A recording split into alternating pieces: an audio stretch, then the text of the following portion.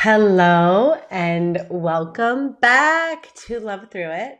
I am your host, Lianna Nielsen. You probably know that, but if you don't, hey, welcome. I am not going to lie. I feel a little scattered today. I think it's been interesting energy lately. And then I went to this incredible and important big family party on Sunday that was all day, all night. And then to recover, I laid flat all day yesterday.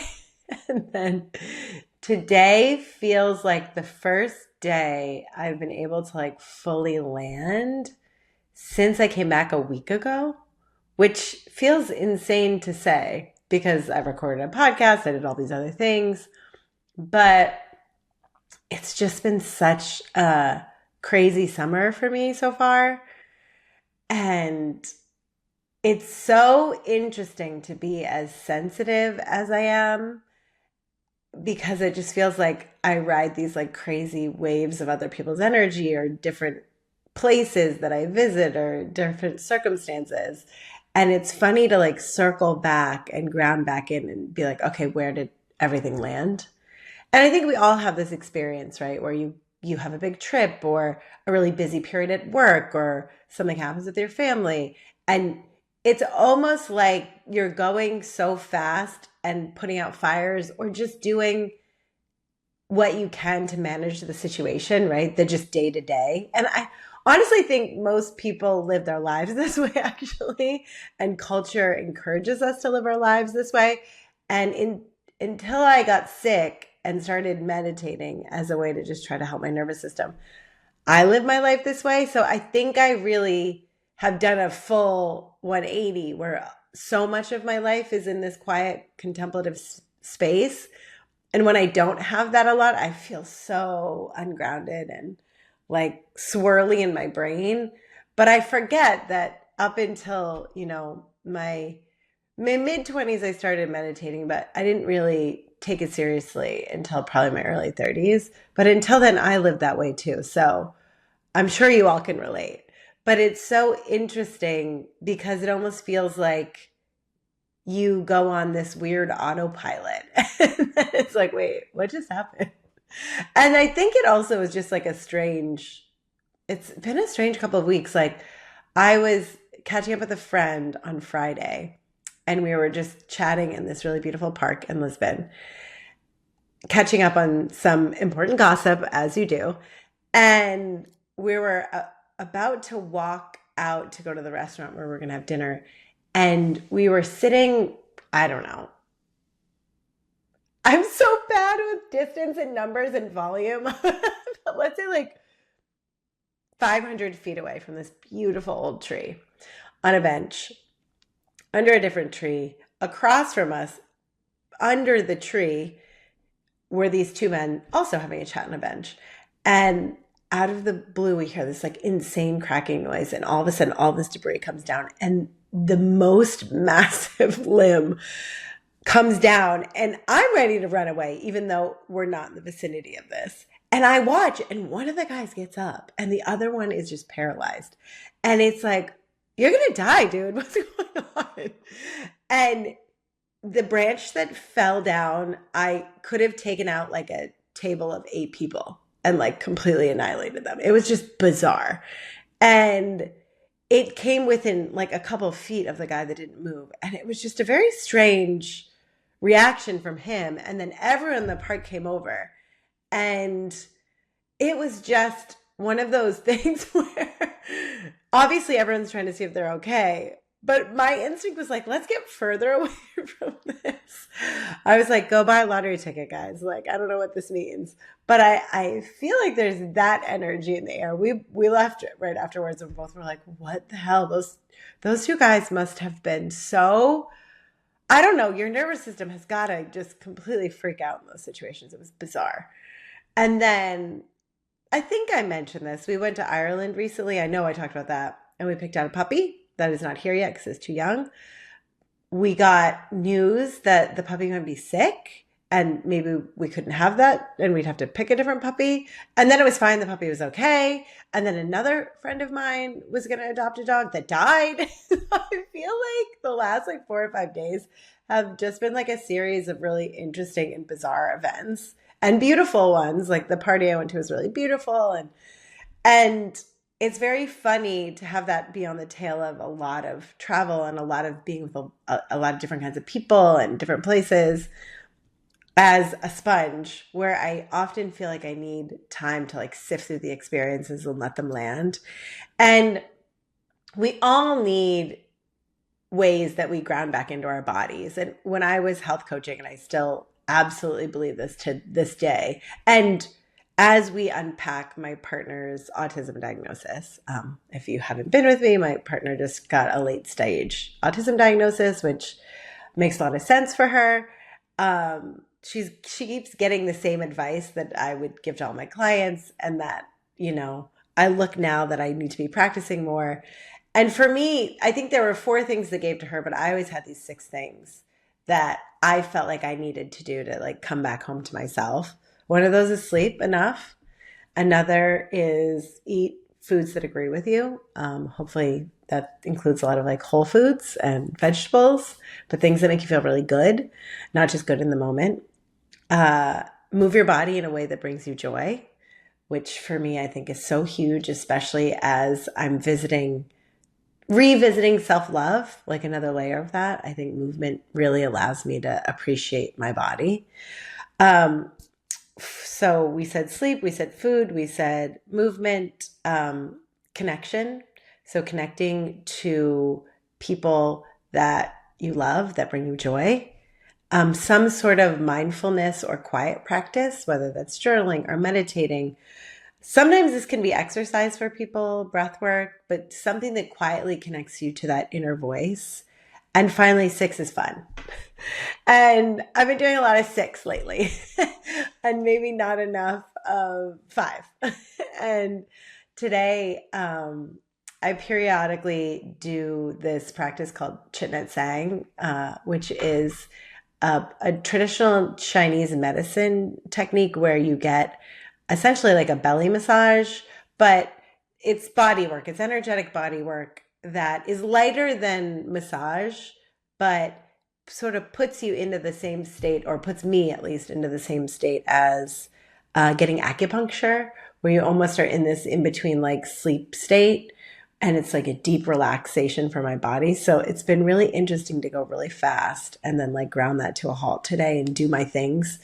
And for me, it was like, okay, I'm sleeping well. I get up. I'm now doing like this salt water lemon psyllium husk thing. That sounds probably kind of gross, but it's so wild to get out of I'm taking a break from caffeine, or at least caffeine first thing in the morning. I've been dabbling with it after lunch a little bit. And it's so interesting. For me, I've noticed, because when I go too hard, I can't really handle a lot of caffeine. My nervous system it almost makes me more tired, actually. And it's been interesting to just go into the ritual of like a warm beverage, and it's almost like I don't notice the difference, which is wild, because then I'm not getting the like overexhausted, agitated feeling that sometimes caffeine can give me. And then again, I'm doing this melasma practice. I'm doing all these new things that I've been talking to you about, where I'm trying to nourish my body more fully in a more mindful way, versus I've lived I worked in nutrition for a number of years. I have a deep understanding of like what's healthy, what's not, and then what my body likes and what it doesn't. But then being more mindful about just like eating within an hour and making sure my meals are a bit more balanced, because intuitively I normally eat a bit less. So what does it look like to nourish my body more intentionally and with more food? And it's so interesting how little things, little practices like that, little shifts in your life shift your consciousness, right? I'm feeling a lot more peace in my body that I didn't even know was missing. So I'm going through my practices. I go for a long walk. I jump into the ocean for a while. And then I went and got Chitnet Sang. And it was so funny because I came back to record, and it's like, okay, for the past month, I've been going like 300 miles an hour, and I just like slowed to a stop. And it just sort of feels like a cartoon, where maybe there's like a freight train behind me, and it's just like all the cars are piling up. And it's sort of like, wait, oh, I'm getting a dog. Oh, I'm about to travel again for a while. Oh, I just saw a man almost get killed by a tree. Like, just like, what? What's going on? Um, and it's funny to think about, okay, where am I now, and what am I connected to now? And I connected to my guides, and I was like, okay, like, what are we sharing today? Like, I'm feeling a bit scattered. And it's like, no, no, just go for it. Like, let it go. And I'm learning to trust myself more and more and be in the vibration and be in the trust. And that, honestly, when I think about any practice that I encourage and anything that I really like wholeheartedly believe in, is cultivating that deep sense of trust within yourself, and know that, we are so loved. We are in partnership with something so much bigger than us. And when you can do those 6 things that grounds you back into this moment, into your body in a loving way, and then you open and allow what wants to come through, life opens up in this miraculous way. And your dreams, as corny as this sounds, come true in ways that you least expect, that almost exceed expectations. And it's so fun. Like, I inherently know this, but every time I see evidence of this, it blows my mind. An example, so one of my best friends has been in sort of transition with work for the last few years. And a couple of years ago, she was dying to get this specific kind of freelance work with, certain companies, certain brands that were better. And it was like pulling on her soul. And it was like breaking her heart. That's all she wanted. And looking back, it was from maybe not the entirely whole place. And, that's not all with judgment, but it wasn't like her understanding what she really needed and seeing the full picture, which often is why we want anything. I I often think those specific things that we're really dying to have, whether that's a partner, or a house, or a bag, or a job, it's because in becoming a person that's a match for that thing, you evolve to what you're meant to be anyway. And either you'll get that thing or you'll get something better. And so often we get the thing and it's not what we wanted. We thought it was, but maybe we feel happy for a moment. It's very ephemeral. Or like for me, I remember the first and only time I did a movie where I went to Sundance and did the red carpet, and people are taking pictures of you and shouting your name. And it was so awesome. And I thought, my 28-year-old self, I think I was, just thought it was like the coolest thing. And my whole life was going to change and I was going to be so famous and successful or whatever. And it was awesome. And also this like really uneasy feeling that felt um, like I immediately needed more. It's like trying to eat one M&M or something. Where you're like, oh my God, that's so good. Give me the whole bag. Like, oh, let me stuff my face. And I remember it felt so good, but it just was that feeling of it's never enough. It's never enough. It's never enough. I want more. I want more. And being back a week later at my part-time bartending job and having it deeply hit me that oh my God, why is it? I have do not disturb on and I'm getting texts. How's that happening?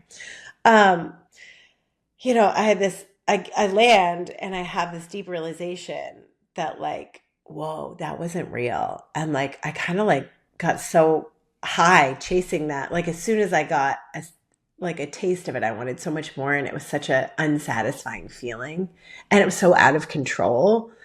And that was the first moment that I was like, oh, I think I'm not going to do this forever, because I think what I'm searching for is not actually this. And I think I'm looking for this,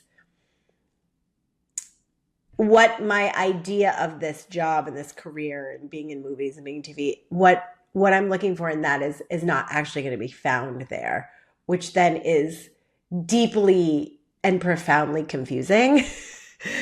And I heard something recently from Richard Rudd while I was contemplating, I believe it's my 64th gene key. I'll tell you, yes, it is, which is my attractor field. If you don't know what that means, that's okay. Either look it up or ignore me because it doesn't really matter. But in the shadow of one of my gene keys, my 64th gene key, is confusion. And I was listening to this audio of him talking about it today. Or no, earlier this week. I was listening to it again today because sometimes when I really want to integrate something, I read it or listen to it over and over again until I feel like I can, like it's in my DNA. And he was talking about the shadow state of confusion being so difficult because we all have such a hard time living in uncertainty. Our minds crave it. We all want to know. This is why we love to think and plan and, do research. And this is why so many of us are control freaks, right? Uncertainty is so terrifying because our brains can often go to like worst case scenario, right? And luckily, I've trained mine to like, or what if something even better happens? And I highly recommend that. Like, as soon as you go into these anxious states of what if, it's like, or what if it's better than I can even imagine, because 50-50, right? So he's talking about in confusion, all we want to do is our mind wants to find a way out of it. We want to come up with an answer. We want to go outside of us. We want to ask someone else to give us certainty. But what confusion needs is just time. And I so deeply heard that in a new way where it's like, oh, wow. And then he goes on to say how confusion is often indicative of transformation. So when you are going through a period of great change and growth, of course, right, things are going to be so uncertain. And that's going to manifest in very different ways. And we're going to be able to handle that in very different ways. So moments of transition are inherently confusing because we're growing, right? And every time we grow, our consciousness shifts. And every time our consciousness shifts and changes, our perspective changes. So of course, the answers you're going to come up with or the solutions, right? We can't solve a problem at the level of a problem. What you're going to try to do from a state of confusion will just continue to create more confusion. And he goes on to say, like, as you try to understand and stop this confusion and go outside of yourself, you're going to make a series of decisions that are going to continue to prolong the status quo as well as the confusion, right? Maybe you'll feel like you have this superficial fix, you have this superficial answer, but in making decisions and deciding to do things from this confused state, you do not allow the transformation. So when you feel like your life is so discombobulated and upside down and in a mess, the best thing to do is be quiet, come back to center, give it space and give it time. And this comes back to the 6 things. Come back to you and do those things that bring you back to center. And sometimes when life is throwing everything at you and it's exhausting and confusing and terrifying and sad, maybe there's a loss of some sort, you're moving, you're starting over. Whenever we're in those states where like you just cannot see the forest through the trees, I think that's, it's foggy, you don't know, you can't see the road ahead of you.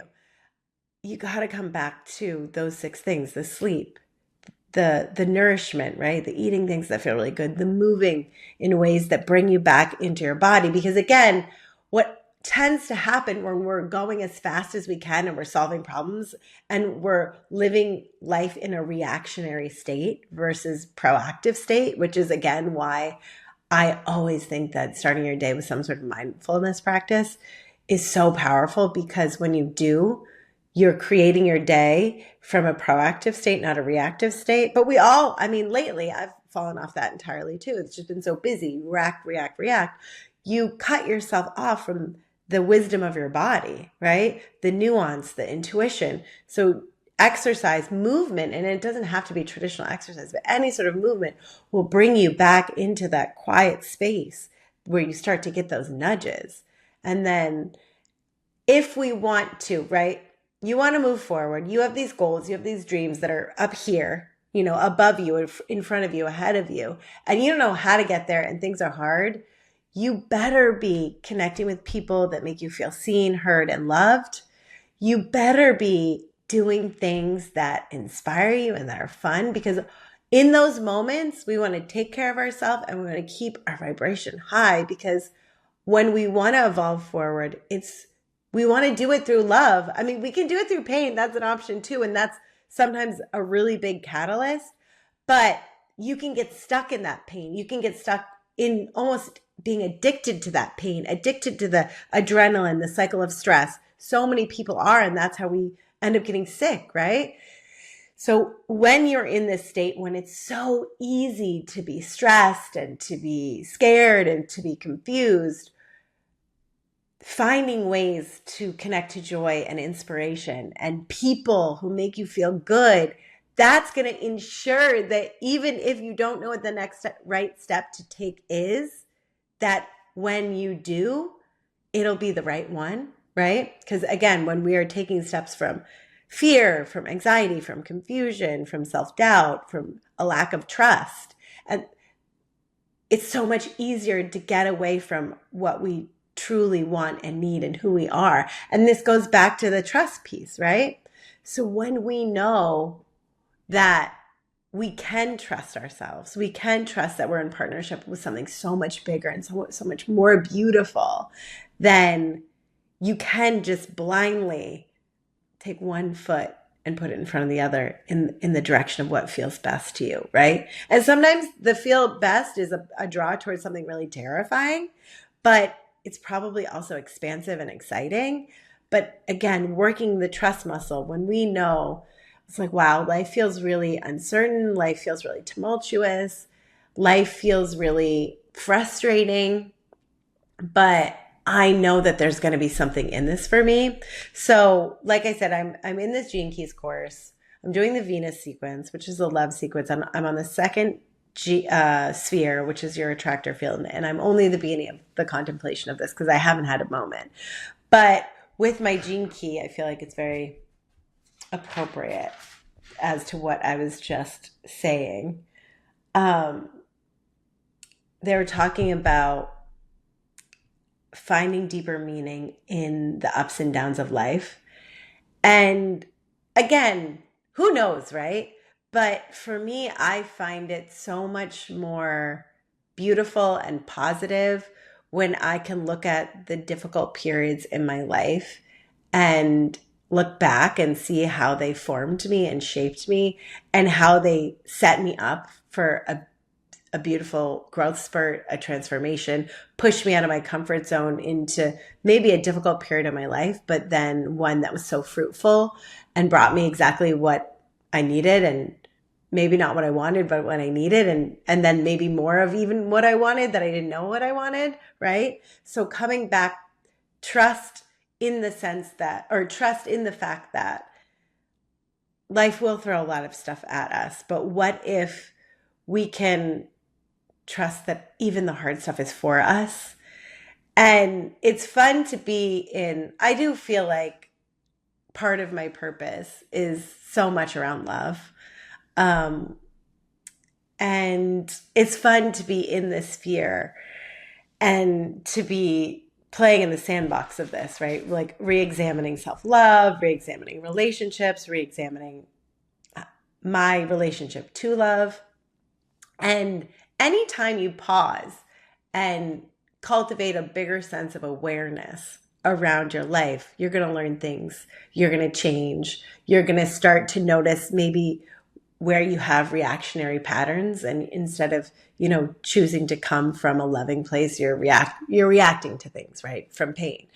Anytime you pause and you slow things down and you look around, you have such a chance to learn, to understand, and to let go of stuff that isn't working for you, and to grow towards the light, right? To go towards what actually does feel good. Because again, when we go without pausing, without reflecting, or without taking a few minutes a day to take a deep breath and feel what's working and what isn't, we can just, 20 years can go by. Like, I remember I moved to New York thinking I would just go to grad school there, or live there for like 3 years, and then move to LA because I thought acting was going to be the end all be all for me. And I think I didn't lift my head and look around until about 10 years. I was like, wait. And it was a beautiful, 15 years in general, but up until then, it was like, I felt like things were going so fast. and life can go so fast. And that's another beautiful thing about slowing down is time is so incredibly bendy, and we feel like we don't have enough time. But when you do make time to slow down and connect to yourself and do things that feel really good, your relationship to time changes, your relationship to yourself changes. There is time. I promise. There's always time, even if it's a minute or two. There's always something that you can let go of. And the hard part is creating that new habit. And like, again, I've talked about this a million times, but when I was really wanting to help my nervous system, because it was overreacting to everything and it was starting to make me sick again during the pandemic, I fought like hell, but I got to a point where I was meditating for 2 hours a day. And that was a really, really hard thing to do until it wasn't. And then it was like, I craved it. And I know that sounds crazy. To me, a couple years ago, I would have never. Like, I'd worked my way up to an hour for a number of years. And I didn't do it. I wasn't as consistent, but I would do it. And then when I noticed myself getting sick again, I was like, okay, no, like I'm going to take this really seriously. And not only did that heal my body, wildly transform my life and my consciousness, but then became this like incredible way that it was one of the best parts of my day because I was giving myself something so incredibly beautiful. And so often we think that everything we want is on the outside when 99.9% of what we want from life is just a feeling. And that's a feeling that you could cultivate from within. So I was reading this earlier in my Gene Key contemplation. And when I was connecting with like, what do I even want to share today? What do I even want to talk about? What wants to come through for me? I was looking through my notes and I highlighted this completely. Fill yourself with as much delight as you can and learn to love every step of your journey. And this again comes back to trust, right? When we don't, we feel like it's all on our shoulders. We have to work so hard. We have to plan. We're always in our brain. We're always, in some ways, hypervigilant of the next step. We're always trying to plan and understand and pay attention and control. And the biggest lesson I've learned in life, because of trying to control so hard, it made me sick and crazy in some ways, that the less we try to control and the more we try to just enjoy the ride, the better it is. But until you build the trust muscle, right? It's really hard to do that. It's really hard to fully surrender. And again, getting sick, I was forced into it, right? I was really exhausted. I had to change my life in a lot of ways early on in my 20s when everyone else was still running as fast as they could. And it felt profoundly unfair and terrible. But it was such a gift because it allowed me this trust. And when you know that there's something so much bigger than you taking care of you, it's not so hard to be like, okay, my only job is to fill myself with as much delight as I can and then learn to love every step of the journey. And the thing about surrender, right? When you're not, it's not giving up, right? The thing about surrender that's so wonderful is that, yeah, of course, it's like, you go to your job, you do the regular things to maintain yourself as a human being. But the more you are surrendered to the flow of life, and again, this comes back to the uncertainty, you gotta start to learn that uncertainty is actually gold. And in the nothingness, in the juicy middle, there's all sorts of space for miracles and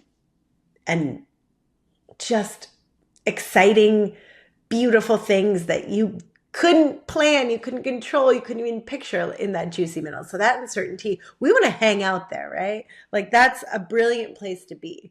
So when we understand that, okay, we don't exactly know how any of this is going to go, you're more present. And if you can be more present with what's in front of you all the time and we're not on autopilot and we're not controlling, And then we're trying to look for, ooh, what's beautiful and delightful? What am I drawn toward? What am I inspired about even at work every day? Like coming back to the present moment and letting everything be new and listening to your interior life every day and thinking about, wow, like how can this be a new experience? Because it is. You've never had this experience. You've never had this day.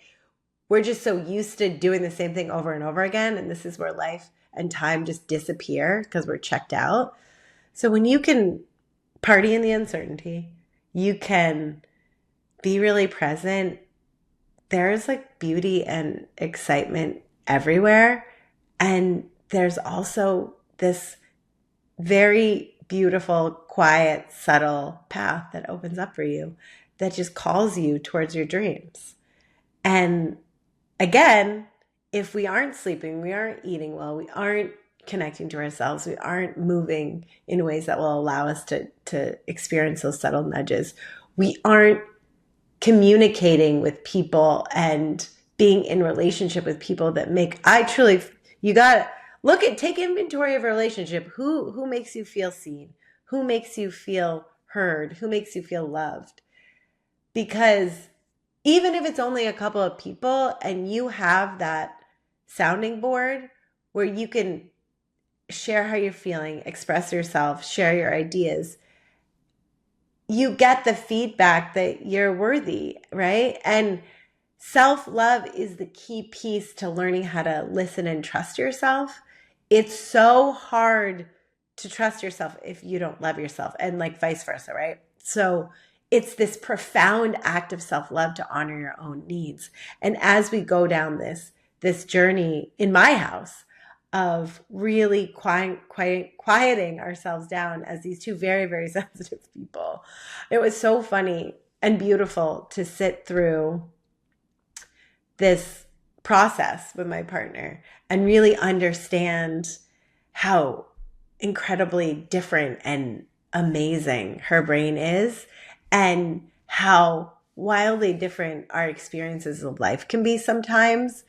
And it just made me think, because there's historically been a stigma with like a diagnosis like that. But as we evolve and as we go on, and if you've ever listened to the telepathy tapes, you'll know what I'm talking about. And if you haven't, it's wild. You should. It's a beautiful, beautiful, beautiful podcast. It will blow your mind open. But I always think about this a lot, and I've been thinking about this more and more since her diagnosis, and understanding just the criteria of what her internal life is to give her this diagnosis, which is beautiful. It's not a problem. It's just a different set of skills. And I just wonder, I don't even wonder, I feel like so many of us have such a broad array of experiences and skills. And it's so funny to go into life thinking that, yes, there are going to be people like you. There are going to be things that we can all relate to. But the subtle nuances of my inner world are so different than yours. And as a highly sensitive person, I always knew that I was having a little bit of a weird experience, and I would react bigger or feel things more or smell things more strongly. And when we went through the entire criteria of autism, all of the sensory things that were actually a very small category, I had 10 times more than she did. And it was like, okay, well, this isn't my neurodivergence, but mine comes from somewhere, right? Like my hypersensitivity.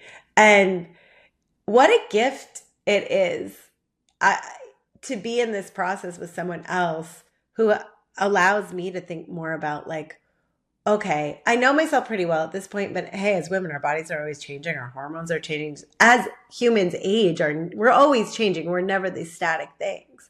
So how is it that, what do I need now? Who am I now? How do I ask for what I need more boldly for myself first?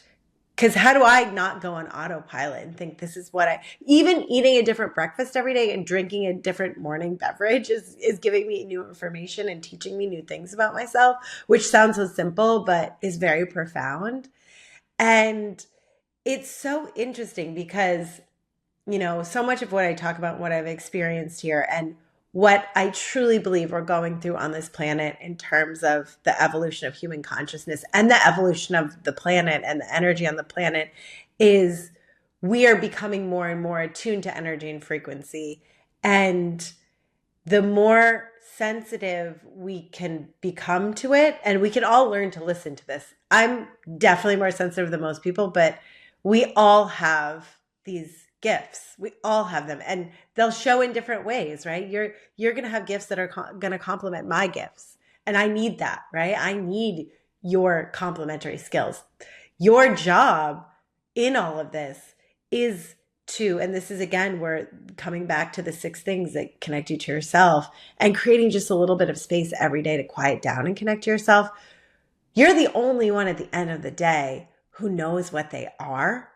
Even someone who maybe has the same diagnosis, quote unquote, as you're going to have a completely different set of life circumstances, passions, draws, loves, a different history that give you really, really specific gifts. So in this whole process, and coming back to trust, which is the major theme, is the more we slow down and we listen to the quieter parts of ourselves, the more you end up making these subtle yet profound changes and choices that almost effortlessly transform your life. Because now you're not just like pushing from your mind and what you think, which is almost like a duller navigation system, because it's not taking your full body and your full enteric nervous system into account that has so much information coming in all the time, right? Like, we have our vagus nerve. It comes from our brain. It touches all the major organs, goes down into our gut. For so many years, they thought the information went from our brain to our gut. But now we know it's vice versa, right? We have this whole enteric nervous system in our guts that take in all this information and send it up to our brain. So our brain just this one small bit of it. So when you start to open up all of your sensory experiences and you start to honor how you feel in your body and the subtle signals you get, as well as the information you get in your brain, and you start to make decisions based on that, all of a sudden you come into alignment, right? Because yes, your brain thinks it knows and it's going to gather information, but this other side, right? The universe, spirit, whatever you want to call it, this universal love that is here to help guide us, that comes in through your body, that comes in through frequency, that comes in through subtle nudges. And hey, if you spend enough time being quiet like I did, then it'll come in full sentences when you're being quiet, or all kinds of other messages. And start to look around at when you're seeing things repeated, and whether that's seeing the same book, people are talking about the same book or the same show or the same podcast, or you hear the same song lyric, or you see the same numbers, or the same phrases. Those are ways that you get communicated with sometimes, right? That's a guidance system, right? And it starts there sometimes too, to try to get your attention in the world, but start to pay attention. And hey, I could be totally wrong, right? Like, who cares? Like, again, listen through your heart, not through your mind with all of this, right? If this feels right in your body, do it. And even if it's totally BS, isn't it fun to think that the universe, world, life, whatever is conspiring for us? We can be pro-noid versus paranoid, thinking everything is for us. And your experience of life is through the lens you decide to see, right? So if you think that life is for you and it's giving you gifts, and even when it's giving you these horrible, heart-wrenching, terrible rock bottom moments, that those are still gifts, you're going to have a different experience. You're going to recover more quickly. You're going to learn. You're going to understand and process this for something beautiful. You're going to become more resilient, right? So know that our job is just to fill ourselves with as much delight as we can and learn to love every step of the journey, even the hard parts. And since I'm in the sort of relational sphere, I will leave you with some things to contemplate. And because it came up a couple of times, and this is so fun. Thanks for being along with the ride with me, because this today, and I'm not surprised we're talking about trust, was maybe the most profoundly trusting podcast. Not that I don't trust what comes through, but I came here with only tiny bits of inspiration. But I did the work to deeply ground and open my channel and open my vessel and then get into a space of love. And I'm actually shocked with how much came through and how much made sense. And most of this was, this entire thing was a complete partnership with my channel. And it's so fun to be on this journey with you. Thank you for joining me, like, as we do this experiment that I was totally pushed into doing.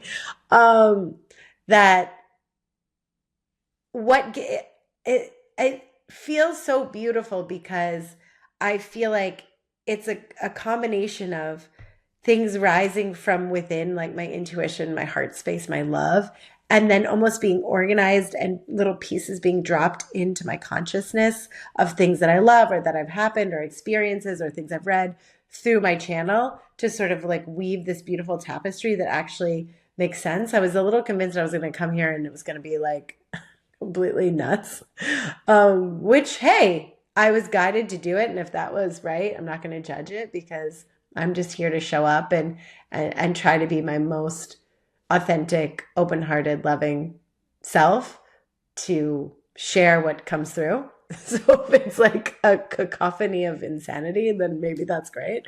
But it was not. But when we come back to the 6 things, right? The sleeping, the eating, the moving, the joy, the connection to self, and we think about our relationships, let me remind you that every relationship has a specific soul lesson to teach you how to expand your capacity to love, right? Because at the end of the day, we're just here to have a really great time and to go towards our dreams and to expand love. So what if every single person that comes into your life, even the worst ones, and I love reading this and being reminded of this, because before my current relationship, I got into I dated a couple of people that felt so wildly inappropriate for me. And I was like, how did I attract them into my life? And they were kind of tumultuous, like brief and very tumultuous situations that I hadn't experienced since I was so much younger. And I was like, what am I doing? But to put them, like, I can look back and see that they were these like almost explosions in my life to clear out these old patterns so quickly. It wasn't fun. It was painful, but it was almost like, someone was like, I don't know, ripping these Band-Aids off, right? And they both catapulted me into this beautiful space I'm in now. And I have such appreciation for the role they played. And it was so interesting because one was this guy that I met at this meditation retreat that I had gone to a few times. And his behavior was no bueno. And it was so interesting though, because I was like in the same space as him, trying to like really understand what was going on. As we're like, I've paid a lot of money to be at this place. I'm trying to meditate. And it was so interesting because I kept feeling really upset.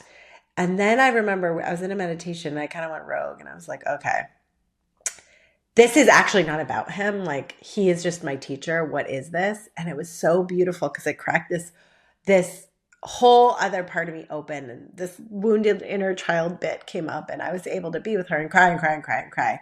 And then just like that, it was like the lesson was there, and I was able to like just completely break the bond, and it was like he disappeared into thin air, and it's great. But it's so true. Every relationship has a specific soul lesson to teach you how to expand your capacity to love. And like, thank God for all of those people when you look back, right? The person in front of you is a mirror. So if you have these relationships that feel like they continue to trigger you, or you feel like you can't get out of a pattern, it's like, okay, what are they mirroring back to me? Like, what part of what is the thing I need to learn, or what do I need to let go of? Notice the patterns that are reactive, right? And try to pause and come from a more beautiful, grounded place, because it's about meeting each other in love versus need. And that is such a beautiful lesson, too. It's like, where are we clinging to situations, relationships, etc., because we need them, because of fear, because of pain? And where are the places in our lives where people are just there because we love them, and we bring each other joy? Um, your heart begins to mirror the fullness of your own capacity for love. And that's what like kind of blew my socks off recently. And everything's perfect, right? Everything's perfect. This came into my life at the right time. And then, weeks before stepping into this sphere, my friend Grace was like, wait, you need to expand your self-love. What's going on here? Like, I'm so surprised this is coming up. And it's not that I didn't have any, but it's like, okay, if love is just a frequency, right? And if we're expanding our capacity to love, and for us to receive more love, we have to first love ourselves more. And frequency is just information. And the more love, right, the higher the frequency. It's like, oh, wow. Okay, it's time for me to find ways where I could love myself more, just to get a higher perspective, just to get new information. Um, Watch how the frequency that you hold shapes the love that you experience. And I look at parts of my life, and even really beautiful relationships that I've had in the past. And it's heartbreaking to look at, like, how I couldn't, because of just my own blind spots or my own discomfort or my own lack of self-love, fully receive the love that was being given. And like looking at the dissolution of like my marriage, all those things, it was like, oh wow, how heartbreaking that I couldn't see it then. But hey, I had to go through all of that to crack me open so I could feel it now. So I offer this to you. Where could you love yourself more? Where could you slow down and connect more deeply to the nuances of the things that maybe you're not listening to, that you need, that you might be overlooking? Where can you look into your life and see all of the teachers, frustrating or wonderful, that are maybe triggering you, or also that are just like making your world better, right? Where can you expand your capacity to love yourself more, therefore what you can receive? And that's not just romantic love, right? That's platonic love, and that's also receiving more of all of the things that you want in your life, your dreams, right? Your passions. So it's so simple, and it's almost so, it seems silly, right? It seems like trite, or of course we know this, whatever. But the more you can slow down and find ways to trust yourself more, love yourself more, honor yourself more, the more we crack open and we allow more beauty into our lives in every capacity. And again, if you are in uncertainty, if you are confused, if you don't know what's going on, know that's a signal of transformation. And to just give it space, and to trust that you're not in this alone, and it's happening for your greatest good. And if you're stuck and you don't know what else to do, come back to the 6 things: sleep, nourish yourself, move in ways that bring you joy, connect to people that make you feel seen, heard, and loved, connect to yourself in some sort of way, like meditation, breathwork, mindfulness, journaling, and also make space for love and joy, because then you'll be guaranteed to be moving in the right direction, even if you feel like you're doing it in the dark. Thank you for being here. I love you all. I'm hoping to maybe record one more. episode before I travel next week. But if I can't, I know this is a fun one to leave you with, and I will be back at the end of August to share all of the adventures. By then, there might even be a puppy that we'll have to incorporate somehow, at least to the people on who are watching. Hi. And that's going to be a really fun chapter. Anyway, thank you so much for being with me on this journey and allowing me the space to connect with you all, and know that truly your relationship to you and how well you can love yourself is the key to everything that you want. All right. I love you all. Have a beautiful day.